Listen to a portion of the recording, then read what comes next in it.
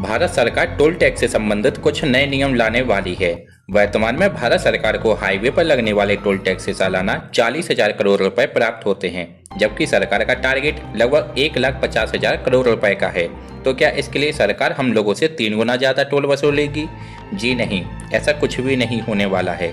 बल्कि सरकार toll tax की लीकेज को रोकना चाहती है, जिससे सरकार टोल से होने वाली इनकम में हेरा फेरी को रोक सके।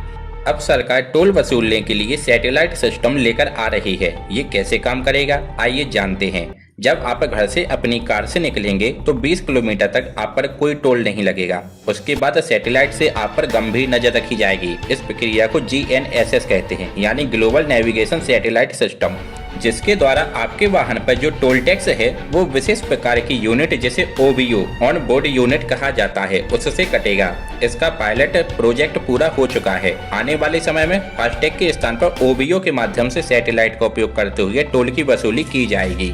इसलिए सरकार अब वाहनों पर OBU लगवाने का काम करेगी। सरकार ने जब टोल प्लाजा लगाए थे तब कहा था कि एक टोल से दूसरे टोल की दूरी 60 किलोमीटर रहेगी। तो जो लोग टोल प्लाजा के नजदीक रहने वाले लोग थे उन्हें बार बार आने जाने के लिए कुछ सुविधा थी, लेकिन अब सभी को OBU सिस्टम लगवाना होगा।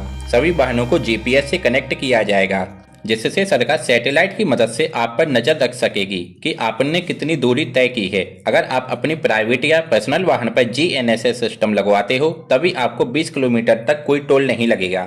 इस सिस्टम को लागू करने के लिए NHAI ने सभी नेशनल हाईवे से टोल प्लाजा हटाने का काम शुरू कर दिया है। इस सिस्टम के तहत सरकार फास्टैग की जगह GPS मशीनें लगाएगी।